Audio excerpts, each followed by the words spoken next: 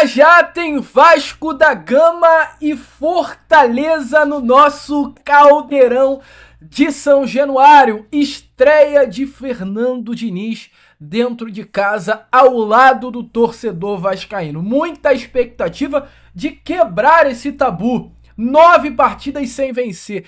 Isso para um clube do tamanho do Vasco da Gama não pode existir. E o Vasco sabe disso e vai a campo para quebrá-lo. Eu aqui nesse Fala Gigante vou trazer a você, amigo torcedor vascaíno, tudo com relação a essa partida entre Vasco da Gama e Fortaleza, todos os detalhes, como o Fortaleza vem para enfrentar o Vasco, como o Vasco vai enfrentar o Fortaleza, além também de trazer informações quentes, né, desta manhã de sábado. Ontem, o Souza rescindiu o contrato com o Vasco da Gama. O Vasco anunciou isso de forma oficial.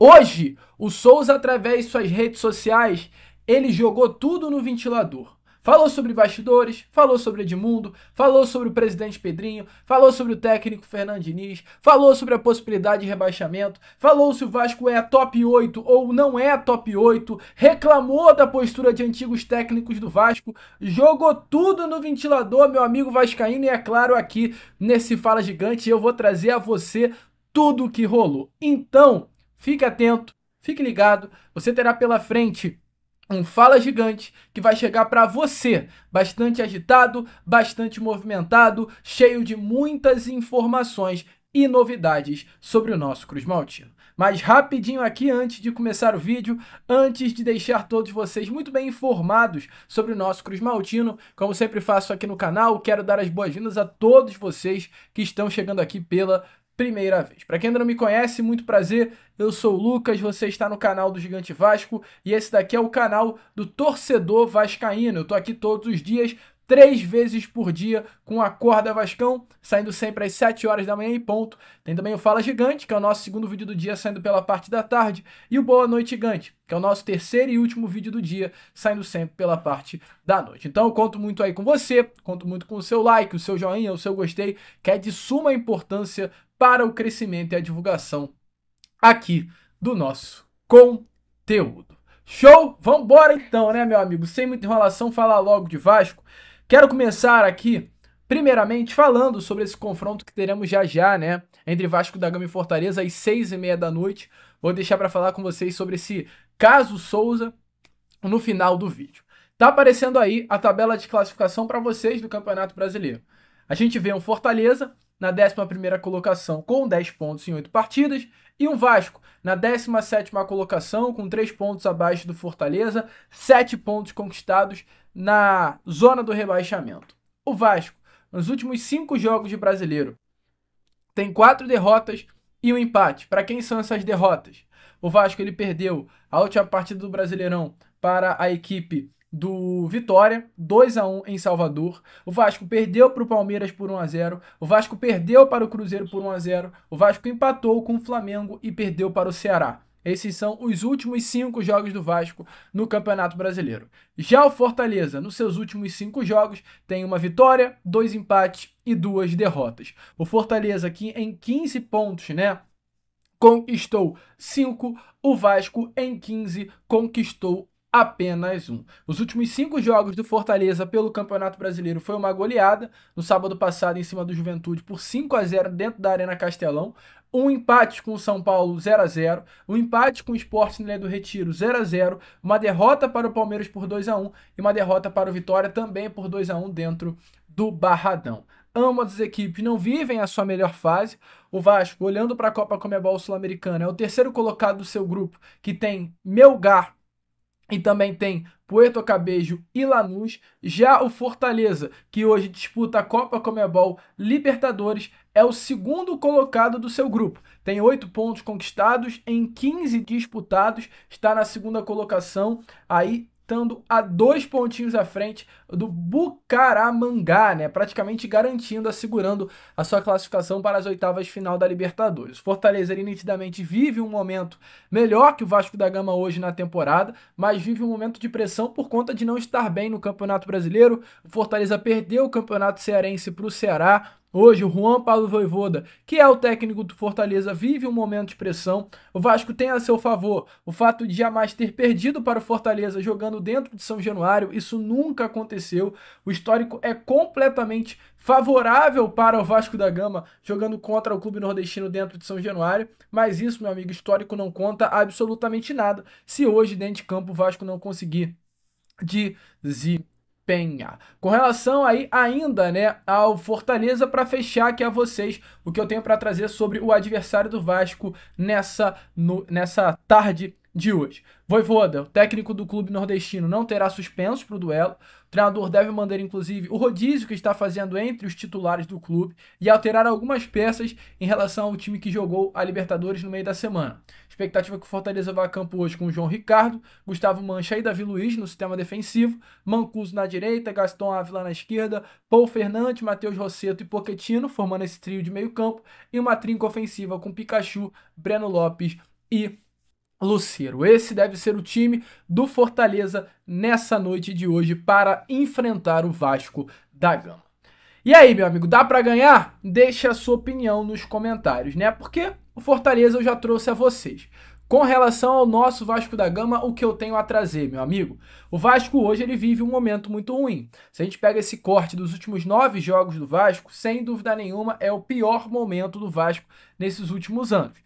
Mas, por incrível que pareça, hoje o Vasco chega com um novo ânimo para enfrentar o Fortaleza. Mesmo com um desempenho tão ruim dentro de campo nas últimas partidas, mesmo sem vencer uma partida há 9 jogos, o Vasco chega com um fôlego novo. Talvez quem é de fora olha para a partida e dá a expectativa de que o Fortaleza vai vencer sem nenhuma dificuldade o Vasco hoje dentro de São Januário. Mas hoje temos o fato de ter um novo técnico na beirada de campo.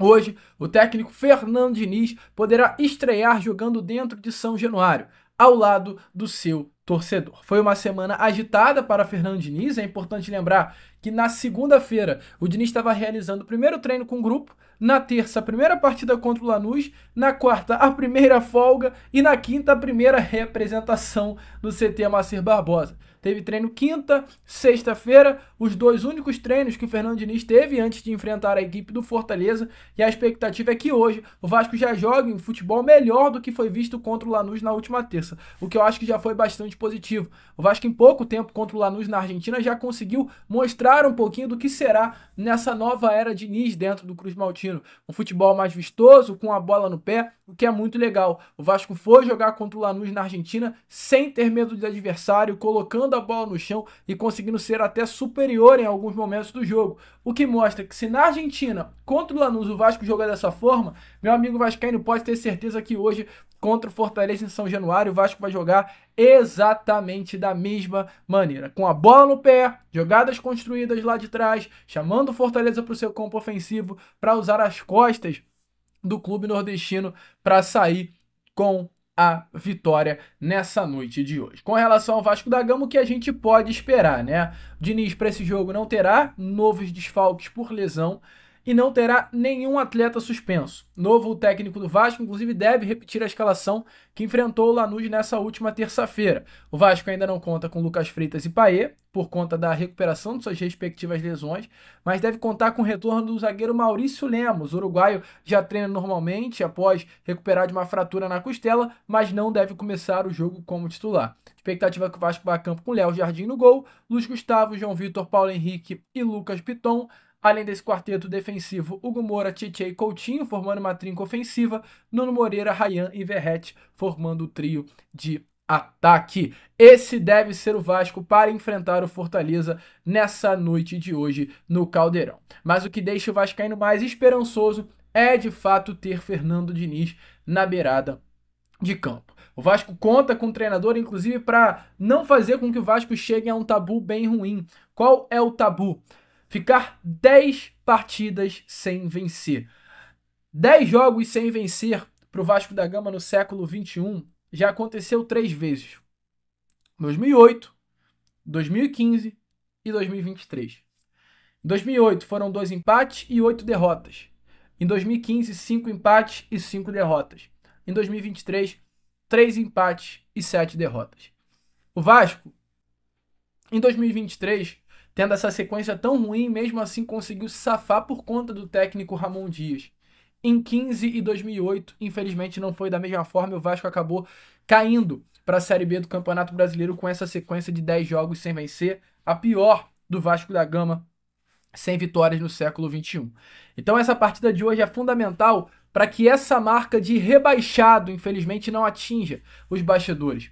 E o Vasco confia muito no técnico Fernando Diniz, que tem como principal objetivo, e eu venho falando sobre isso com vocês a semana toda, recuperar o astral desse grupo, recuperar a confiança desse grupo, trazer de volta ao Vasco da Gama um clima de confiança, trazer de volta o sentimento para cada jogador do Vasco que eles são bons, que eles são jogadores de qualidade para vestir a camisa do Vasco da Gama e podem desempenhar melhor. O entendimento da comissão técnica do Fernando Diniz assim que chegou, o entendimento da diretoria que já está há mais tempo dentro do Vasco, é que hoje, nesse momento, o Vasco desempenha muito abaixo daquilo que pode. Os jogadores desempenham muito abaixo daquilo que podem entregar. E não à toa, nesse momento, com pouco tempo de treino, é muito papo, é muita conversa, é muito olho no olho, é muito trabalho individual com Coutinho, é trabalho individual com Verratti, é trabalho individual com Payet, é trabalho individual com Lloyd Augusto, com jogadores hoje que nitidamente estão com problemas dentro do nosso Cruz Maltino. O Diniz acredita que pode virar essa chave.